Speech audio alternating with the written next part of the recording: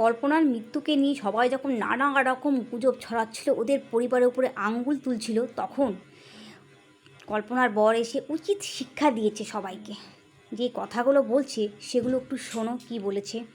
কথা বলছো কিছু ভিউজের জন্যে, পপুলারিটির জন্যে, ব্লাড ভুল হয়েছে, এটা ভুল হয়েছে, সেটা ভুল হয়েছে, চিকিৎসা হয়নি, টাকা থাকা সত্ত্বেও এত প্রমাণ তোমাদের।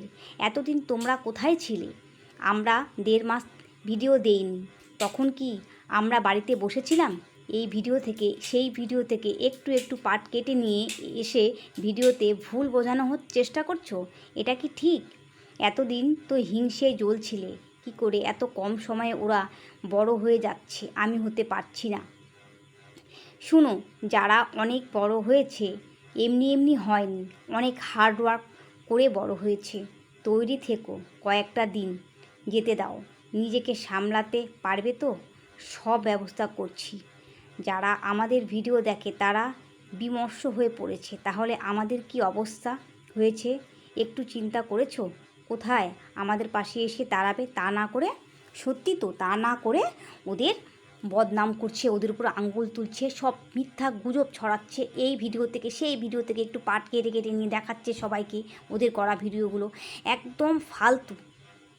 একটা মায়ের মেয়ে হারিয়ে গেছে সারা জীবনের মতো, একটা মানুষের জীবন সাথী হারিয়ে গেছে সারা জীবনের মতো, তাদের কি পরিস্থিতি হয়ে আছে এই মুহূর্ত, আমরা সেটা একবারও না ভেবে ওদের দিকে আঙ্গুল তুলছি। এটা তো একদম ভুল। সেই মুহূর্তে এসে যে উত্তরটা দিয়েছে একদম ঠিক করেছে, একদম ঠিক করেছে। আমাদের ওর পাশে দাঁড়ানো উচিত, সহানুভূতি দেখানো উচিত, তা না করে সবাই মিলে পরিবারটার উপর আঙ্গুল তুলছে। এটা তো একদম ভুল। আমাদের ওর আত্মার চির শান্তি কামনা করা দরকার, যেখানেই গেছে ভালো থাকে যেন, শান্তিতে থাকে যেন। আমরা সব সময় কল্পনা রুবির ব্লগ দেখতাম, এতটাই ভালো লাগতো যে কোনো সময় মনটা খারাপ থাকলে ওই ভিডিওগুলো দেখলে আমাদের মনটা অটোমেটিক ভালো হয়ে যেত। তাহলে আজকে ওদের কি পরিস্থিতি হচ্ছে, ওরা কি আর সামনে আসতে পারবে?